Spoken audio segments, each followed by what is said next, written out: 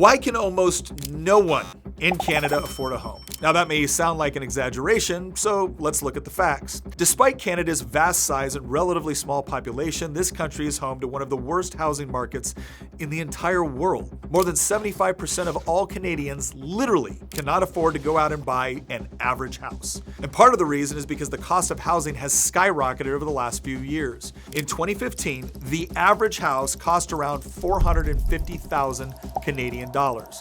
Today, that same house has soared to more than $700,000, and that's a 50% increase in less than a decade.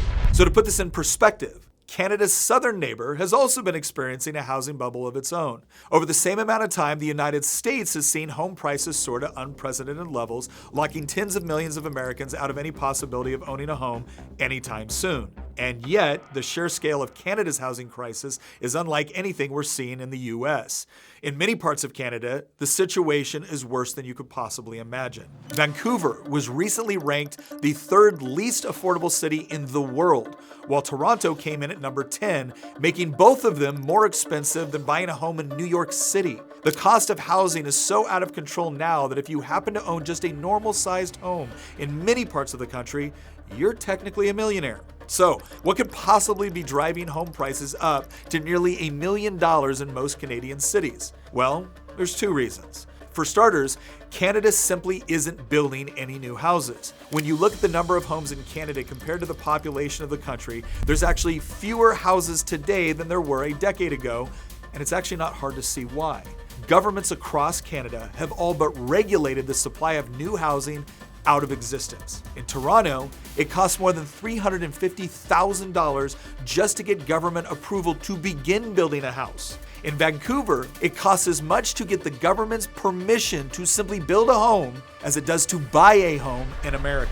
So, with hundreds of thousands of dollars in developer charges, zoning taxes, and permits, it's little surprise to see that the supply of housing has plummeted. But that's not the whole story. So over the last 4 years, a combination of rock-bottom interest rates and the injection of hundreds of billions of printed dollars into the real estate market drove housing prices into the stratosphere. And it wasn't like most of that money went to ordinary people. Instead, the vast majority of it went to those who were already well-connected with the government. The result has been a huge increase in income inequality, driven by the fact that the Bank of Canada essentially handed out free money to the country's political class. This is why stock and real estate prices were at an all-time high, even when the entire country was virtually shut down. The tragedy in all of this is that Canada's housing crisis is entirely self-inflicted.